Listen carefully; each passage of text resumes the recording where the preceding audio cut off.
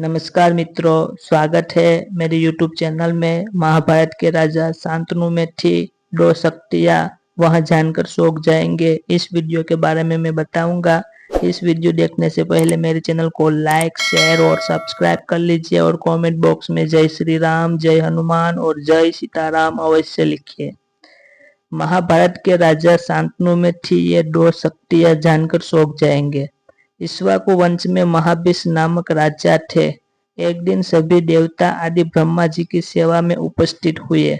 वायु के वेग से श्री गंगा जी के वस्त्र उनके शरीर से खिंचक गए। तब सभी ने आंखें नीची कर ली, किंतु महाबीस उन्हें देखते रहे।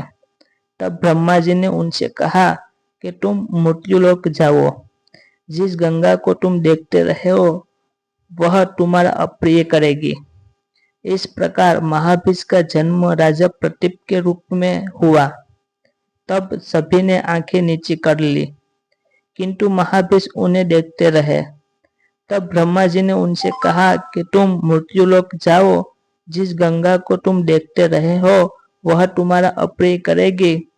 इस प्रकार महाबीस का जन्म राजा प्रतीप के रूप में हुआ।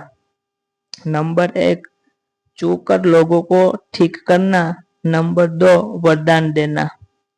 प्रतापी राजा प्रतीप गंगा के किनारे तपस्या कर रहे थे। उनके तप, रूप और सौंदर्य पर मोहित होकर गंगा उनकी दाहिनी जंघा पर आकर बैठ गई और कहने लगी, राजन, मैं आपसे विवाह करना चाहती हूँ। मैं ब्रह्मनु ऋषि की पुत्री गंगा हूँ।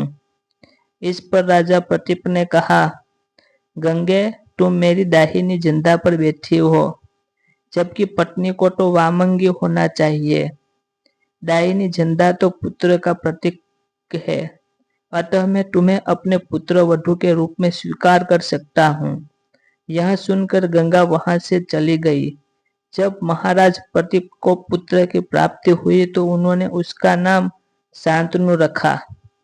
प्रतापी राजा प्रदीप के बाद उनके पुत्र शांतनु हस्तिनापुर के राजा हुए और इसी शांतनु से गंगा का विवाह हुआ। विवाह के वक्त गंगा ने शर्त रखी कि आपसे जो भी मुझे पुत्र उत्पन्न होगा उसका मैं क्या करूंगी। इसके बारे में आप जिस दिन भी सवाल पूछोगे मैं पुनः स्वर्ग लौट जाऊंगी। गंगा से उन्हें 8 पुत्र मिले, जिसमें से 7 को गंगा नदी में बहा दिया गया। तब तक राजा शांतनु ने यह नहीं पूछा कि आखिर तुम ऐसा क्यों कर रही हो। परंतु जब वे 8वें पुत्र का जन्म हुआ तो राजा से रहा नहीं गया, तो गंगा ने कहा कि शर्त के अनुसार मुझे अब स्वर्ग जाना होगा। यह 7 पुत्र 7 वसु थे जो श्राप के चलते मनुष्य योनि में आए थे, तो मैंने इन्हें तुरंत ही मुक्त कर दिया और यह 8वां वसु अब आपके हवाले है।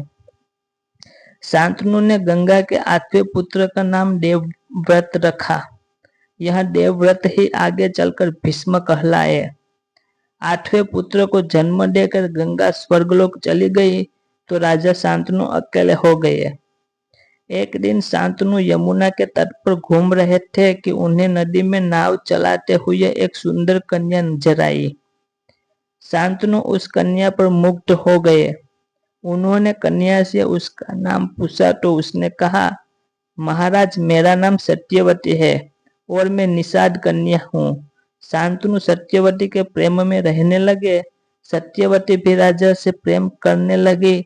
एक दिन शांतनु ने सत्यवती के पिता के समक्ष सत्यवती से विवाह का प्रस्ताव रखा, लेकिन सत्यवती के पिता ने यह शर्त रखी कि मेरी पुत्री से उत्पन्न पुत्र ही हस्तिनापुर का युवराज होकर राजा होगा, तभी मैं अपनी कन्या का हाथ आपके हाथ में दूंगा।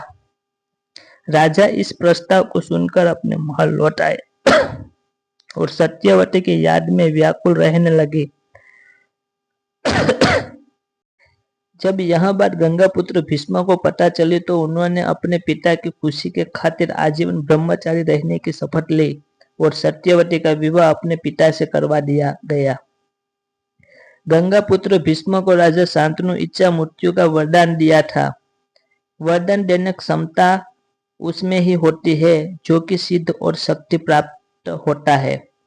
शांतनु के पास ऐसी भी शक्ति थी कि वे किसी को भी छूकर उसका रोग दूर कर देते थे, यानी वे अपने हाथों से छू देता था, उसके सभी शारीरिक रोग दूर हो जाते तथा उसे प्रत्येक प्रकार की शांति मिल जाती थी।